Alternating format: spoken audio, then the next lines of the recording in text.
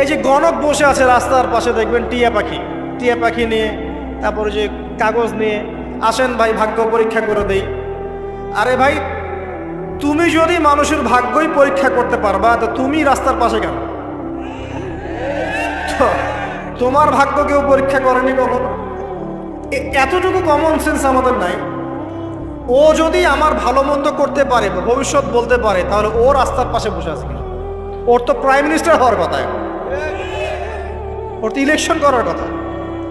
তো দেখেন, এই যে ওখানে গিয়ে আমরা কি করি, ভাই আমার হাতটা দেখে দেন, ভাই আমার অতীত বলে দেন, ভবিষ্যৎ বলে দেন, এবং এগুলো দিন দিন বাড়ছে। কিন্তু এই রাশিফল, কবিরাজি, গণকি, এগুলো দিন দিন বাড়ছে। এবং আমি লক্ষ্য করছি দিন দিন আরেকটা জিনিসও বাড়ছে, সেটা হলো জাদুবিদ্যার চর্চা করা। এবং গ্রামে গঞ্জে কুফুরি বাড়ছে না?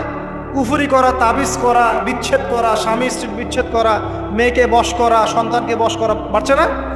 সবই শিরক, এগুলো সবই কুফুরি। এগুলো মুসলিমরা করছে না। মুসলিমরা এসব শিরকে লিপ্ত আছে বলেই তো অন্তর কঠিন হয়ে গেছে। ফাকাসাত কুলুবুহুম, তাদের অন্তর কঠিন হয়ে গেছে। তো একটা হাদিস বলে এখানে খালি, নবী সাল্লাল্লাহু আলাইহি ওয়াসাল্লাম বলছেন, যদি কেউ কোনো গণকের কাছে যায়, গিয়ে বলে দেখেন তো আমার হাতটা একটু, ও কিন্তু বিশ্বাস করে না যে এ ভবিষ্যৎ বলতে পারে, খালি এমনি বলেছে একটু দেখেন তো, বলার সাথে সাথেই 40 দিনের নামাজ কবুল হবে।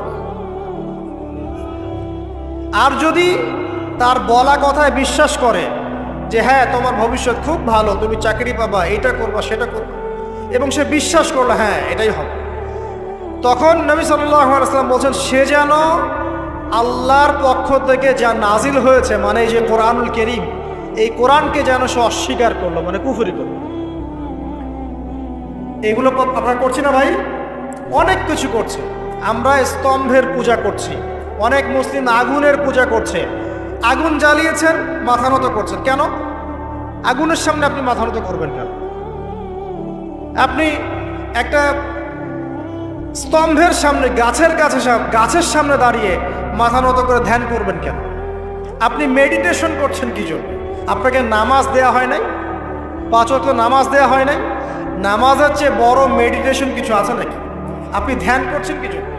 অনেক মুসলিম তো জিনেরও উপাসনা করছে, জানেন? অনেক মুসলিম জিনকে তাবে করার চেষ্টা করছে। আর জিন বলে একটা জাতি আছে, এটা সত্য।